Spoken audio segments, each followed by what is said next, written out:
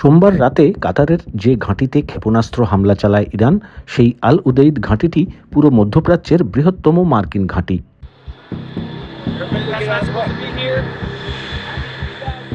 রাজধানী দোহার কাছে অবস্থিত এই ঘাঁটি থেকেই পরিচালিত হয় যুক্তরাষ্ট্রের সেন্ট্রাল কমান্ড বা সেন্টকম। মধ্যপ্রাচ্যে মার্কিন বিমান বাহিনীর কার্যক্রমও এখান থেকেই পরিচালিত হয়। প্রায় 8,000 মার্কিন সৈন্য আল উদেইদে মোতায়েন রয়েছেন। আল উদেইদ ঘাঁটিতে ইরান সোমবার রাতে যে ক্ষেপণাস্ত্র হামলা চালিয়েছে তাতে কোনো মার্কিন বা কাতারি আহত অথবা নিহত হননি বলে দাবি করেছেন যুক্তরাষ্ট্রের প্রেসিডেন্ট ডোনাল্ড ট্রাম্প। যুক্তরাষ্ট্রের সামরিক বাহিনীর ইরাক অপারেশনের সদর দপ্তর আল উদেইদ ঘাঁটি।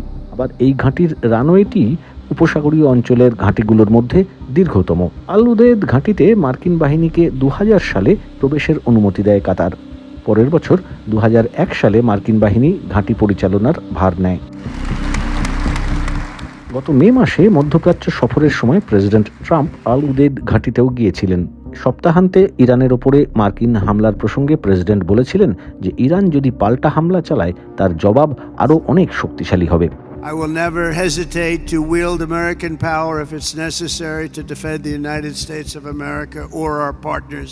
আল উদেইদের উপরে হামলায় প্রাথমিক তথ্য অনুযায়ী কোনো হতাহতের খবর না পাওয়া গেলেও পাল্টা হামলার জন্য প্রেসিডেন্টের উপরে ব্যাপক চাপ আসবে, যাতে প্রমাণ করা যায় তিনি যে হুমকিগুলো দিয়েছিলেন সেগুলো ফাঁকা আওয়াজ ছিল না। কাতারের সঙ্গে যুক্তরাষ্ট্রের ঘনিষ্ঠ সম্পর্কের ফলেই ওয়াশিংটন $26 বিলিয়ন বেশি মূল্যের সামরিক সরঞ্জাম, অস্ত্র আর পরিষেবা দিয়ে থাকে দোহাকে। ফরেন মিলিটারি সেলস বা এফএমএস ব্যবস্থাপনার মাধ্যমে এইসব অস্ত্র ও পরিষেবা পেয়ে থাকে কাতার। এই পরিমাণ সামরিক সরঞ্জাম আর অস্ত্র কেনার ফলে যুক্তরাষ্ট্রের যতগুলি এফএমএস সহযোগী দেশ রয়েছে সেই তালিকার দ্বিতীয় শীর্ষস্থানে রয়েছে কাতার। ইরানের সুপ্রিম ন্যাশনাল সিকিউরিটি কাউন্সিল এক বিবৃতিতে বলছে যে যদিও কাতারে মার্কিন ঘাঁটি গুড়িয়ে দিয়েছে ইরান, তবে এই হামলায় কাতার বা সে দেশের মানুষের আতঙ্কিত হওয়ার কিছু নেই। ওই বিবৃতিতে আরও বলা হয়েছে যে কাতারের সঙ্গে যে ঐতিহাসিক এবং উষ্ণ সম্পর্ক রয়েছে তা বজায় রাখতে প্রতিশ্রুতিবদ্ধ ইরান।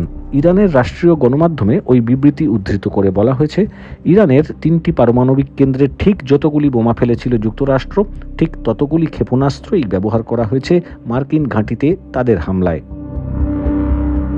কাতারের পররাষ্ট্র মন্ত্রণালয়ের মুখপাত্র মাজেদ আল আনসারি তার এক্স হ্যান্ডেলে লিখেছেন, আমরা মনে করি এটা কাতারের সার্বভৌমত্ব, তার আকাশসীমা, আন্তর্জাতিক আইন এবং জাতিসংঘের ঘোষণাপত্রের স্পষ্ট লঙ্ঘন। তিনি আরও বলেন যে কাতারের বিমান প্রতিরোধী ব্যবস্থা সফলভাবেই ইরানের ক্ষেপণাস্ত্রগুলো আটকাতে সক্ষম হয়েছে এবং ঘাঁটি আগেই খালি করে দেওয়া হয়েছিল। ওই মুখপাত্র বলেছেন যে এই নির্লজ্জ আগ্রাসনের সমুচিত ও সমপরিমাণ জবাব দেওয়ার অধিকার আছে কাতারের।